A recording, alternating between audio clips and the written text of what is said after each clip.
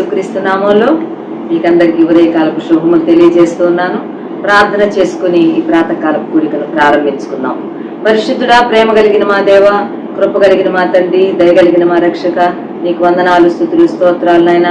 మమ్మల్ని సజీవులుగా తండ్రి ఉదయకాలం మీ సంధిలో ఈ విధంగా సమకూరుస్తున్నందుకు మీకు స్తోత్రములు చెల్లించుకుంటున్నాం తండ్రి. మీ యొక్క కృపను, మీ యొక్క విశ్వాస్యతను జ్ఞాపకం చేసుకుంటూ మీకు వందనాలు, స్తుతులు, స్తోత్రాలు చెల్లించుకుంటున్నాం తండ్రి. ఈ దినాన్ని మా కొరకు ఆశీర్వదించండి, ఈ ఉదయకాలపు గడియలను మా కొరకు దీవించండి మా తండ్రి. మీ సంధిలో మీ వాక్య దర్శనం చేసుకునే సమయం మాకెంతో ఆశీర్వాదకరంగా ఉంచండి. మీ ముఖ కాంతిని మా మీద ప్రకాశింపచేయండి. మీ సంధిలోని సంపూర్ణ సంతోషము మా తండ్రి ఆయన నిత్య సుఖములు, సంపూర్ణమైన నీ కృపను మేము అనుభవించడానికి సహాయం చేయండి. మిమ్మల్ని స్తుతిస్తూ ఈ సమయం అంతటిని పూర్తిగా మీ అధికారానికి, మీ నడిపింపుకు అప్పగించుకుంటూ యేసు నామములోనే ప్రార్థిస్తున్నాం తండ్రి, ఆమేన్. మొదటగా పాట పాడుకొని ప్రభువుని స్తుతిద్దాం.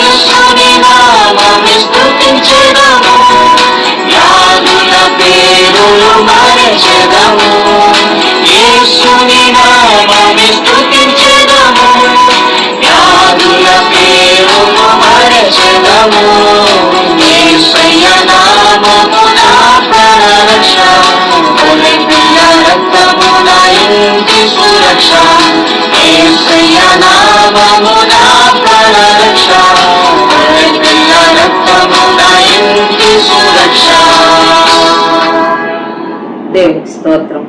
ఉదయకాల సమయంలో 91వ కీర్తన చదువుకుందాం.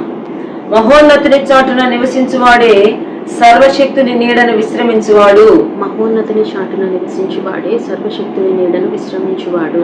ఆయనే నాకు ఆశ్రయము, నా కోట, నేను నమ్ముకున్న నా దేవుడని నేను యెహోవాను గురించి చెప్పుచున్నాను. ఆయనే నాకు ఆశ్రయము, నా కోట, నేను నమ్ముకున్న నా దేవుడని నేను యెహోవాను గురించి చెప్పుచున్నాను. వేటకాని గురిలో నుండి ఆయన నిన్ను విడిపించును, నాశనకరమైన తెగులు రాకుండా నిన్ను రక్షించును.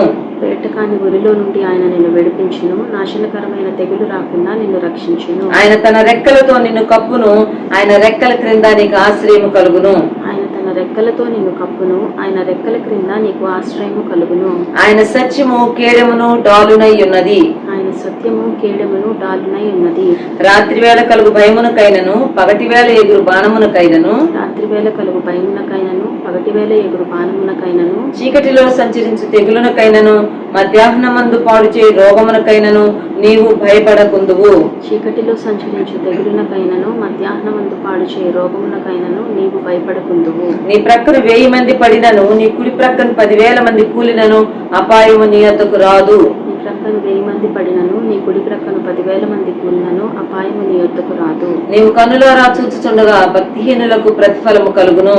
నీవు కన్నులారా చూచుచుండగా భక్తిహీనులకు ప్రతిఫలము కలుగును. యెహోవా నీవే నా ఆశ్రయము అని నీవు మహోన్నతుడైన దేవుని నీకు నివాస స్థలముగా చేసుకుని ఉన్నావు. యెహోవా నీవే నా ఆశ్రయమని నీవు మహోన్నతుడైన దేవుని నీకు నివాస స్థలముగా చేసుకుని ఉన్నావు. నీకు అపాయమేమీ రాదు, ఏ తెగులును నీ గుడారమును సమీపించదు. నీకు అపాయమేమీ రాదు, ఏ తెగులును నీ గుడారమును సమీపించదు. నీ మార్గములన్నిటిలో నిన్ను కాపాడుటకు ఆయన నిన్ను గుచ్చి తన దూతలకు ఆజ్ఞాపించును. నీ మార్గములన్నిటిలో నిన్ను కాపాడుటకు ఆయన నిన్ను గురించి తన దూతలకు ఆజ్ఞాపించును. నీ పాదములకు రాయి తగలకుండా వారు నిన్ను తమ చేతుల మీద ఎత్తి పట్టుకొందురు. నీ పాదములకు రాయి తగలకుండా వారు నిన్ను తమ చేతుల మీద ఎత్తి పట్టుకొందురు. నీవు సింహములను నాగుపాములను త్రొక్కెదవు, కొదమ సింహములను భుజంగములను అనగ త్రొక్కెదవు. నీవు సింహములను నాగుపాములను త్రొక్కెదవు, కొదమ సింహములను భుజంగములను అనగ త్రొక్కెదవు. అతడు నన్ను ప్రేమించుచున్నాడు గనుక నేను అతన్ని తప్పించెదను.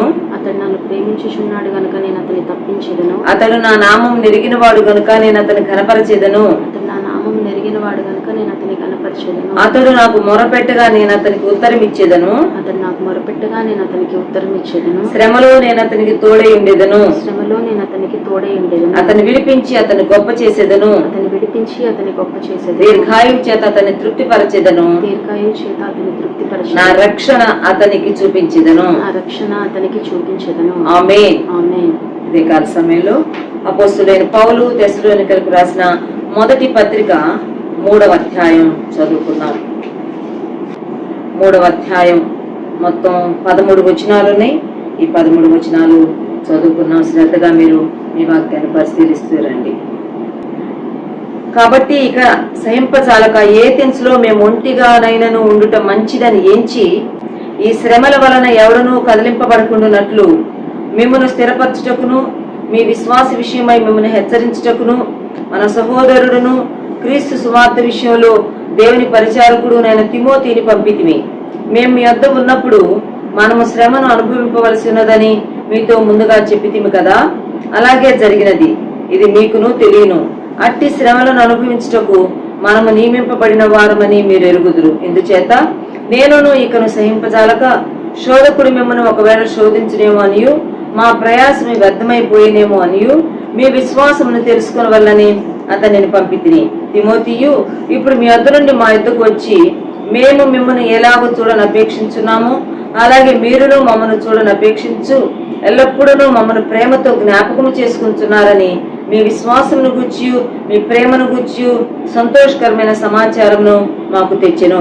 అందుచేత సహోదరులారా, మా ఇబ్బంది అంతటిలోనూ శ్రమ అంతటిలోనూ మీ విశ్వాసమును చూచి మీ విషయంలో ఆదరణ పొందితిమి. ఎలయనగా మీరు ప్రభునందు స్థిరముగా నిలిచితిరా మేమును బ్రతికినట్లే. మేము మీ ముఖము చూచి మీ విశ్వాసంలో ఉన్న లోపమును తీర్చున్నట్లు అనుగ్రహించమని రాత్రింబగళ్ళు అత్యధికముగా దేవుని వేడుకొనుచుండగా మన దేవుని ఎదుట మిమ్మల్ని బట్టి మేము పొందుతున్న యావత్ ఆనందం నిమిత్తము దేవునికి తగినట్లుగా కృతజ్ఞతాస్తుతులు ఎలాగూ చెల్లింపగలము. మన తండ్రి అయిన దేవుడును మన ప్రభు అయిన యేసును మమ్మను నిరాటంకముగా మీ వద్దకు తీసుకుని వచ్చును గాక. మరియు మన ప్రభు అయిన యేసు తన పరిశుద్ధులందరితో వచ్చినప్పుడు మన తండ్రి అయిన దేవుని ఎదుట మీ హృదయములను పరిశుద్ధత విషయమే అనింద్యమైనవిగా ఆయన స్థిరపరచుటకై మేము మీ ఎడల ఎలాగూ ప్రేమలో అభివృద్ధి పొంది వర్ధిల్లుచున్నామో అలాగే మీరును ఒకని ఎడల ఒకడును మనుషులందరి ఎడలను ప్రేమలో అభివృద్ధి పొంది వర్ధిల్లునట్లు ప్రభు దయచేయును గాక. వచ్చిన ప్రార్థన చేసుకుందాం. పరిశుద్ధుడా, మీకు ఎంతో స్తోత్రాలు నాయన. నీ పరిశుద్ధ లేఖనాల చుట్టూరా మేము చేరి ఉండగా వాక్యం మా కొరకు ఆశీర్వదించండి.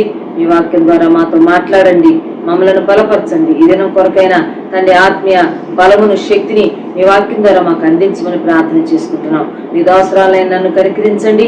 మీ సిలువ చాటు మరుగు చేసి మీ మాటలు మాకు అందించి మీరే మహిమను పొందమని యేసు నామములోనే ప్రార్థిస్తున్నాం తండ్రి, ఆమేన్. మరి తెస్సలోనిక అనే పట్టణంలో 2వ మిషనరీ ప్రయాణంలో అపోస్తలుడైన పౌలు ఆ ప్రాంతాన్ని దర్శించి అక్కడ మరి యేసు ప్రభువే మెస్సియా అనే విషయాన్ని అనేక దృష్టాంతాలను ఆధారంగా చేసుకుని అక్కడున్న ప్రజలకు చెప్పి వారిని యేసు ప్రభు యొక్క మరి రక్షణలోనికి నడిపించిన తర్వాత తిరిగి అక్కడ స్థానికంగా ఏర్పడిన శ్రమల వలన, ఇబ్బందుల వల్ల అక్కడ సహోదరుల చేత తాను సాగనంపబడిన వాడుగా మరి తెస్సలోనిక నుండి బెరయకు వచ్చినట్టు, బెరయ నుంచి ఏథెన్స్ వెళ్ళినట్టు, ఏథెన్స్ నుంచి కొరింథుకు వెళ్ళినట్లు ఇలాగా తన మిషనరీ ప్రయాణాన్ని తాను కంటిన్యూ చేసుకుంటూ ముందుకు వెళ్ళాడు.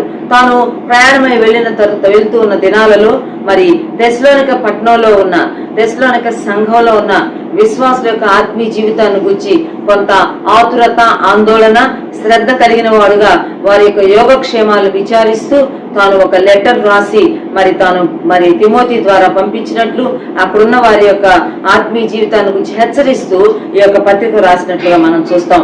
మొదటి అధ్యాయంలో వారి యొక్క ఆధ్యాత్మిక అనుభవాలను గురించి వారిని ప్రోత్సహిస్తూ వారిని గురించి తాను ఎంతో సంతోషిస్తున్నట్టుగా వ్రాశాడు. తర్వాత 2వ అధ్యాయంలో తాను వారి మధ్యలో ఎటువంటి సహృదయముతో మంచి దృక్పథంతో తాను వారి మధ్యలో పరిచయం చేస్తూ వచ్చాడు. అంత మాత్రమే కాకుండా వారి పట్ల తనకున్న కన్సర్న్ గురించి కూడా తాను రాసుకుంటూ వచ్చాడు. ఈ రోజు తాను వారి యొక్క ఆత్మీయ జీవితాన్ని గురించి తిమోతి ద్వారా తాను తెలుసుకుని తాను ఎలాగూ తాను నెమ్మది పొందాడు. అంత మాత్రమే కాకుండా వారి కొరకు తాను ఎలాగూ మరి ప్రార్థనలు కొనసాగిస్తున్నాడు. ఆ విషయాలన్నింటినీ కూడా ఈ 3వ అధ్యాయంలో రాసినట్లుగా మనం చూస్తాం. వివరాల్లోనికి వెళ్దామండి. మొదటి తెస్సలోనిక పత్రిక 3వ అధ్యాయం. కాబట్టి ఇక సహింపజాలక ఏథెన్సులో మేము ఒంటిగానేను ఉండుట మంచిదని ఎంచి ఈ శ్రమల వలన ఎవడనూ కదలింపబడకుండునట్లు మిమ్మును స్థిరపరచుటకును మీ విశ్వాస విషయమై మిమ్మును హెచ్చరించుటకును మన సహోదరుడును క్రీస్తు సువార్త విషయంలో దేవుని పరిచారకుడునైన తిమోతిని పంపితిమి. కాబట్టి ఇక సహింపజాలక తెస్సలోనికలో ఉన్న విశ్వాసుల యొక్క ఆత్మీయ జీవితాన్ని గూర్చిన మరి సంగతులు, సమాచారం తనకి సంపూర్ణంగా తెలియకపోవడం వలన వారిని గూర్చిన ఆదుర్దతో మరి ఆతురతతో ఇక తాను తట్టుకోలేక, ఇక తాను సహించలేక తాను ఏథెన్స్ లో తాను ఒంటిగా ఉండిపోవడానికి ఇష్టపడి మరి తన దగ్గర ఉన్న తిమోతిని మరి తిరిగి తెస్సలోనికకు పంపించినట్లుగా మనం చూస్తాము. తాను బయలుదేరి ప్రయాణాలు చేస్తూ ఉండగా ప్రతి చోట తను సువార్త చెప్పడం, సువార్త చెప్పిన ప్రతి చోట అక్కడున్న స్థానిక యూదులు మరి ఈ పౌలు మీద, శీల మీద మత్సరపడి అసూయతో, కోపంతో వాళ్ళని బాధ పెట్టడం, వాళ్ళను రాళ్లతో కొట్టడం, వాళ్ళని ఆ ప్రాంతాల నుంచి తరిమివేయడం అవి జరుగుతూనే వచ్చినాయి. అందువల్ల వారు ఎక్కడ ఒక చోట స్థిరంగా ఉండి ఎక్కువ కాలం అక్కడున్న విశ్వాసాన్ని బలపరచలేకపోతూ వచ్చారు. సో అలాగూ తెస్సలోనిక నుంచి బెరయ నుంచి ఏథెన్స్ నుంచి కొరింథుకు కూడా వెళ్ళిపోతా వచ్చారు. అయితే ఈ మిషనరీ ప్రయాణంలో, సెకండ్ మిషనరీ ప్రయాణంలో మరి పౌలు గారితో పాటు శీల ఉన్నాడు. శీలతో పాటు వారికి పరిచయం చేయడానికి యవనస్తుడైన తిమోతి ఉన్నాడు. అలాగే వైద్యుడైన లూకా కూడా ఉన్నాడు. ఈ 4 ప్రయాణం చేస్తూ వెళ్తున్నారు. కనుక ఏథెన్స్ దగ్గరికి వచ్చేసేటప్పటికి తాను తెస్సలోనిక ఉన్న విశ్వాసులు ఎలా ఉన్నారో, వారు ఒకవేళ ఆత్మీయంగా దిగజారిపోయారేమో, అస్థిరంగా మారిపోయారేమో అనే ఆదుర్దతోటి ఇక సహింపజాలక మేము ఏథెన్స్ లో ఒంటిగా ఉండడమైనా మంచిదేమో అని ఎంచి ఈ శ్రమల వలన ఎవడును కదిలింపబడకున్నట్లు మిమ్మల్ని స్థిరపరచాలని, మిమ్మల్ని హెచ్చరించాలని తిమోతిని పంపాను అంటున్నాడు. కనుక దేవుని బిడ్డలంగా ఉదయకాల సమయంలో మనం జ్ఞాపకం పెట్టుకోవాల్సిన ఒక విషయం ఏంటంటే, ఆధ్యాత్మిక జీవితంలో ప్రతి విశ్వాస యొక్క మరి వ్యక్తిగత విశ్వాస మార్గంలో ఏదో ఒక రకమైన శ్రమ మనం ఎదుర్కొనవలసి వస్తుంది. విశ్వాస జీవితంలో శ్రమలు తథ్యం. అవి ఆర్థిక పరమైనవి కావచ్చు, అవి సామాజిక పరమైనవి కావచ్చు, అది కుటుంబ నేపథ్యంలో నుంచి వచ్చిన సమస్యలు కావచ్చు, లేక ఆరోగ్యపరమైన శ్రమలు కావచ్చు. ఏవో ఒక రకమైన శ్రమలు అయితే వస్తాయి. అయితే ఈ శ్రమలు మనల్ని కదిలింపకుండా మనం చూసుకోవాల్సిన వారంగా ఉన్నాము. ఏథెన్స్ లో ఉన్న పౌలు యొక్క కన్సర్న్ అంతా ఏంటంటే, తెస్సలోనికలో ఉన్న విశ్వాసుల మీదకి వచ్చిన శ్రమల వలన ఒకవేళ వారు షేక్ అయిపోతున్నారేమో, వారు కదిలింపబడుతున్నారేమో, తర్వాత వారు విశ్వాస విషయంలో మరి చల్లారిపోతున్నారేమో, విశ్వాస విషయంలో వారు స్టేబుల్ గా స్థిరంగా ఉండలేకపోతున్నారేమో అనే ఒక ఆదుర్దాను మరి తాను అనుభవించినట్లుగా మనం చూస్తాం.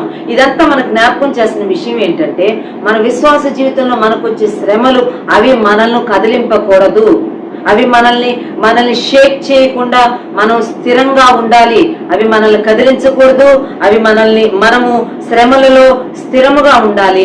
అంత మాత్రమే కాకుండా విశ్వాసంలో కూడా మనం బలముగా ఉండవలసిన వారంగా ఉన్నాం. అందుకే పౌలు అంటున్నాడు, మీరు కలిగిన ఈ శ్రమలలో కదిలింపబడకుండా ఉండాలని, మీరు ఈ శ్రమలలో స్థిరంగా ఉండాలని, మీ విశ్వాస విషయంలో మిమ్మల్ని హెచ్చరించాలని, in order to encourage you, మిమ్మల్ని ప్రోత్సహించాలని, మిమ్మల్ని మీ విశ్వాస విషయాల్లో ధైర్యంగా ఉండమని మరి ఆదరించటం కొరకు మన సహోదరుడును క్రీస్తు సువార్త విషయంలో దేవుని పరిచారకుడునైన తిమోతిని పంపితిమి.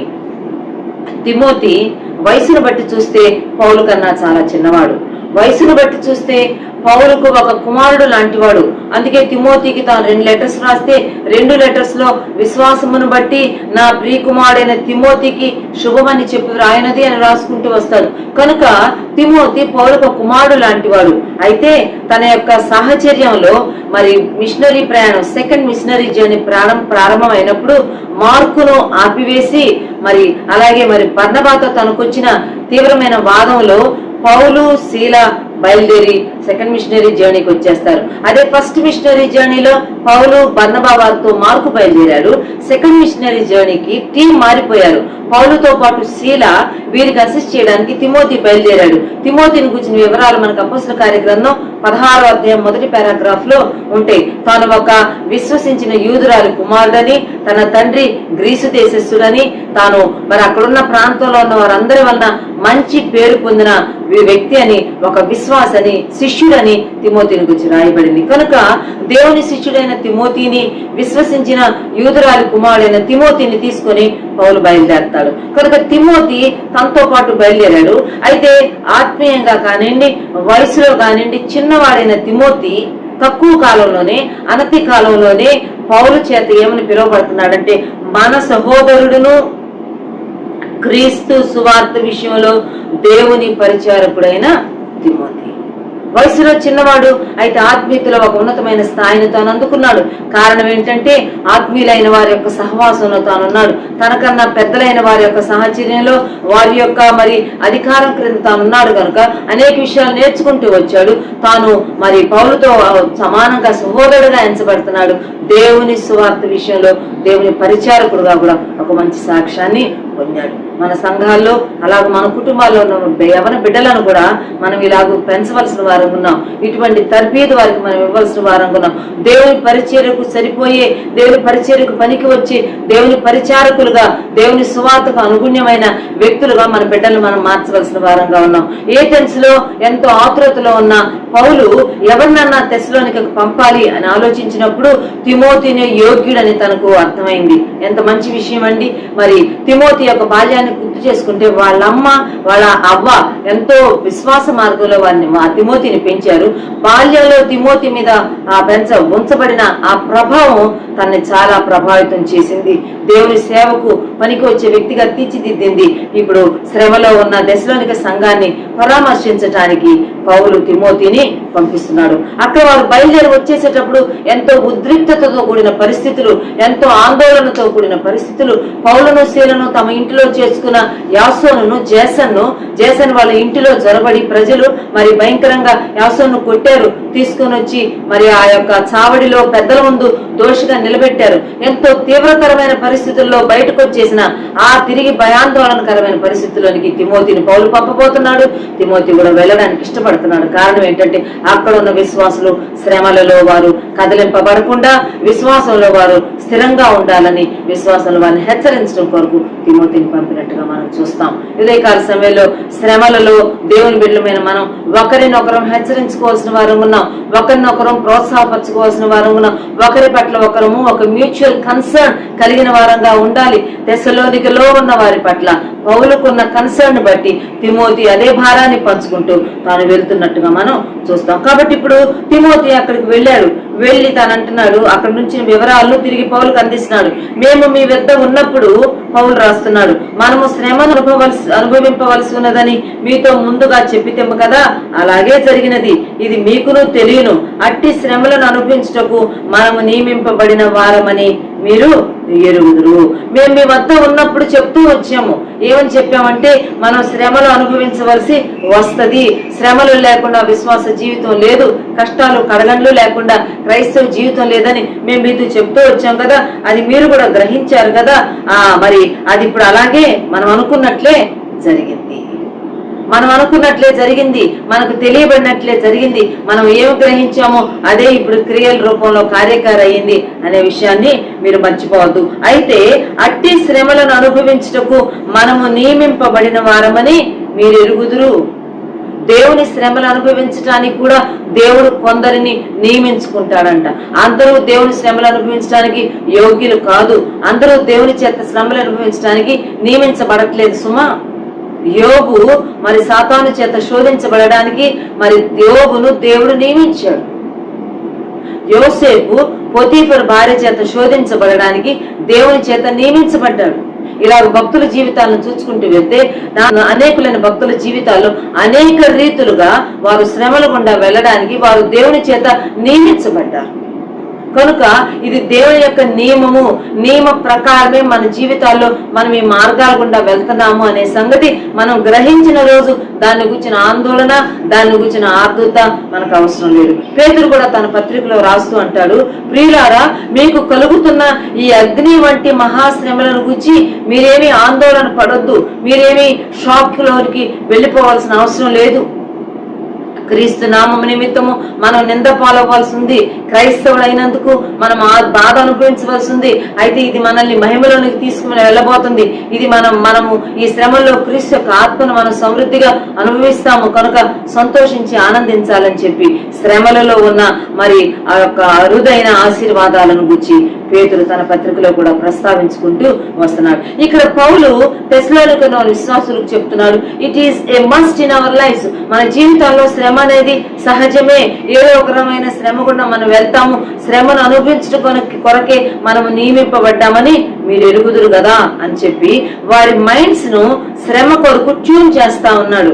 శ్రమ పడినా కానీ, శ్రమ వచ్చినా కానీ మీరేమి భయపడిపోవద్దు, భీతి చెందాల్సిన అవసరం లేదు, షాక్ లోకి వెళ్ళిపోవాల్సిన అవసరం లేదని చెప్పి వారిని తాను సిద్ధపరుస్తున్నట్టుగా మనం చూస్తామన్నమాట. ఆ తర్వాత మాటల్లో గనక మనం చూస్తే 5వ వచనం, ఇందుచేత నేనును ఇకను సహింపచాలక శోధకుడు మిమ్మల్ని ఒకవేళ శోధించునేమో అనియు మా ప్రయాసమే వ్యర్థమైపోనేమో అనియు మీ విశ్వాసమును తెలుసుకొనవలనని అతనిని పంపితిని. తిమోతిని నేను పంపాను మీ దగ్గరికి. ఎందుకు పంపించానంటే ఇకను, ఇందుచేత నేనును ఇకను సహింపజాలక. ఎంత చక్కని పదజాలం వాడబడిందో. పౌలు తెస్సలోనికలో ఉన్న విశ్వాసుల మీదకి వస్తున్న శ్రమలను గురించి తాను విన్నప్పుడు తాను సహించుకోలేకపోతున్నాడు. అది తన మీదకి వచ్చిన శ్రమ కాదు. కొన్ని వారాలు వారి మధ్య ఉండి స్వార్థ చెప్పి బయటకు వచ్చేసిన పౌలు తెస్సలోనిక సంఘంలో ఉన్న విశ్వాసం మీదకి వచ్చిన శ్రమలను చూచి ఈ అధ్యాయంలో 1వ వచనంలో 5వ వచనంలో కూడా ఈ మాట రాయబడింది. ఇకను మేము సహింపజాలక, ఇక మేము సహించుకోలేకపోయాము, ఇక మేము ఉండలేకపోయాము. ఇక్కడ ఎందుకు మేము ఉండలేకపోయామంటే శోధకుడు ఒకవేళ మిమ్మల్ని శోధించునేమో అనియో మా ప్రయాసము వ్యర్థమైపోవునేమో అనియో మీ విశ్వాసమును తెలుసుకొనవలని అతనిని పంపితిని. శోధకుడు ఉన్నాడు సుమా, లోకంలో శోధకుడు ఉన్నాడు, వాడు మనల్ని శోధిస్తాడు.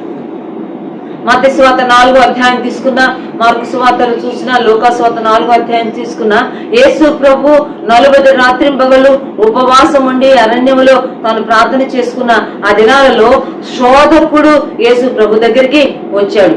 శోధకుడు యేసు ప్రభుని శోధించాడు. యేసు ప్రభునే మనుష్య కుమారుడుగా, మరి 100% మనుష్య కుమారుడుగా లోకంలో జీవించడానికి వచ్చిన దేవుని కుమారుణ్ణే శోధకుడు శోధిస్తే మరి అంతకన్నా ఖచ్చితంగా మనల్ని శోధకుడు శోధిస్తాడు. శోధకుడు మిమ్మల్ని శోధించునేమో అనియు ఆ యొక్క శోధనలో ఒకవేళ మా ప్రయాస వ్యర్థమైపోద్దేమోనని మీ విశ్వాసాన్ని గురించి తెలుసుకోవాలని మేము తిమోతిని మీ వద్దకు పంపించాము. శోధకుడు శోధిస్తాడు, శోధకుడు లోకంలో ఉన్నాడు. అయితే మనం జ్ఞాపకం పెట్టుకోవాల్సిన అనేకమైన విషయాలు ఉన్నాయి. ఆ శోధకుడు చేసే శోధనను మనం సహించాల్సిన వారంగా ఉన్నాము. శోధనను సహించువాడు ధన్యుడు, వాని కొరకు, దేవుని ప్రేమించు వారి కొరకు దేవుడు వాగ్దానం చేసిన జీవ కిరీటాన్ని శోధనను సహించు వారికి దేవుడు ఆశీర్వాదంగా బదులుగా ఆయన ఇస్తాడు అని మరి యాకోబు పత్రికలో రాయబడింది. కనుక శోధనను సహించాల్సిన వారంగా ఉన్నాం. యేసు ప్రభు గెత్సేమనే తోటలో తనతో పాటు శిష్యులను తీసుకుని వెళ్లి వారందరితో తాను ప్రార్థన చేయాలని వారి ముగ్గురిని తనతో ఉంచుకున్నప్పుడు వారు నిద్రపోతా వచ్చారు. అప్పుడు ప్రభువుతో ఒక మాట అన్నాడు, ఆ శరీరము ఆత్మ సిద్ధమే గాని శరీరము బలహీనము, మీరు శోధనలో ప్రవేశింపకుండానట్లు మెలకువగా ఉండి ప్రార్థన చేయండి. Be alert and pray. శోధకుడు వస్తాడు, వాడు మిమ్మల్ని శోధిస్తాడు. ఈ శోధనలో మీరు పడిపోకుండా ఉండాలంటే మీరు ప్రార్థన చేస్తూ రావాలి. శోధకుడికి మరొక పేరు అపవాది, శోధకుడు మరొక పేరు సాతాను. యాకోబు తన పత్రికలో రాస్తాడు, శోధకుడిని ఎదిరించుడి, అప్పుడు వాడు మీ వద్ద నుండి పారిపో. దేవునికి లోబడి ఉండుడి, శోధకుడిని ఎదిరించుడి, అపవాదిని ఎదిరించుడి, అప్పుడు వాడు మీ వద్ద నుండి పారిపోను. అంతేకాకుండా కొరింథీ పత్రికలో అయితే పౌలు గారు అంటాడు, మీరు సహింపగలిగిన దానికన్నా ఎక్కువైన శోధన ఆయన పంపించడు. ఒకవేళ ఆయన మిమ్మల్ని ఒక శోధన గుండా పంపించినా ఆ శోధనలోంచి తప్పించుకునే మార్గాన్ని కూడా దేవుడే మీకు చూపిస్తాడని చెప్తున్నాడు. కనుక శోధకుడు లోకంలో ఉన్నాడు, మనల్ని వాడు శోధించడానికి ప్రయత్నం చేయొచ్చు. అయితే మనకు సహాయం చేసే ప్రభు మనకున్నాడు. ఆ శోధన మనం జయించడానికి ప్రార్థన చేస్తూ రావాలి, అపవాదిని ఎదిరిస్తూ రావాలి, దేవుని వైపు మనం చూడాలి అనే విషయాలు కూడా మనం ఈ సందర్భంగా జ్ఞాపకం చేసుకుంటున్నాం. కనుక పౌలు గారు శోధకుడు ఒకవేళ మిమ్మల్ని శోధిస్తాడేమో, మీరు మీ పట్ల మీ మధ్యలో మా ప్రయాస వ్యర్థమైపోద్దేమోనని చెప్పి తను ఎంతో ఆందోళనతో తిమోతిని పంపించానని చెప్తాడు. మన వద్దకు సువార్త రావడానికి ఎందరో ప్రయాస ఉన్నది, ఎందరో త్యాగాలు ఉన్నాయి, ఎందరో కన్నీటి ప్రార్థనలు ఉన్నాయి. అందుకే ప్రభునందు విశ్వాసం ఉంచిన మనము ఏమాత్రము విశ్వాస మార్గం నుంచి తొలగిపోకూడదు. మన విశ్వాసాన్ని మనం కాపాడుకోవాలి. మన విశ్వాసంలో మనం నానాటికి ఎదుగుతూ ముందుకు సాగి వెళ్ళవలసిన వారంగా ఉన్నాము. 6వ వచనంకి వస్తే, తిమోతి ఇప్పుడు మీ వద్ద నుండి మా వద్దకు వచ్చాడు. మీ దగ్గర నుంచి మీతో కొంత సమయం గడిపి, మీ వద్ద కొన్ని రోజులు గడిపి తిరిగి మా వద్దకు వచ్చి, తిమోతి మాకు ఇచ్చిన సమాచారం ఏంటంటే, మేము మిమ్మును ఎలాగో చూడని అపేక్షించున్నామో అలాగే మీరును మమ్మను చూడని అపేక్షించు ఎల్లప్పుడూ మమ్మను ప్రేమతో జ్ఞాపకము చేసుకునిచున్నారని మీ విశ్వాసమును గురించి, మీ ప్రేమను గురించి సంతోషకరమైన సమాచారం మాకు తెచ్చాము. మీ వద్ద నుంచి వచ్చిన తిమోతి మాకు సంతోషకరమైన సమాచారం తెచ్చాడు. గుడ్ న్యూస్ మాకు తీసుకొని వచ్చాడు. మాకు ఆనందకరమైన వార్తలు తీసుకొని వచ్చాడు. ఏంటంటే, మేము మిమ్మల్ని ఎంత చూడాలని అపేక్షిస్తున్నామో మీరు కూడా మమ్మల్ని అంతే ఆశతో అపేక్షిస్తున్నారన్న విషయాన్ని మాకు తెలియజేస్తూ వచ్చాడు. అంత మాత్రమే కాకుండా మీరు మమ్మల్ని ఎప్పుడు ప్రేమతో జ్ఞాపకం చేసుకుంటున్నారని, మీ యొక్క విశ్వాసం గురించి, మీ ప్రేమను గురించి మాకు సంతోషకరమైన వార్తలు తీసుకొని వచ్చాడు. తెచ్చిన ఇన్ఫర్మేషన్ గురించి పౌలు తన లెటర్ లో రాస్తూ ఉన్నాడు. మనం దేవుని బిడ్డలంగా దేవుని పట్ల మనకున్న అపేక్ష తగ్గిపోకూడదు. సాటి విశ్వాసుల పట్ల, దేవుని సంఘం పట్ల మనకున్న అపేక్ష కూడా తప్పిపోకూడదు, తగ్గిపోకూడదు.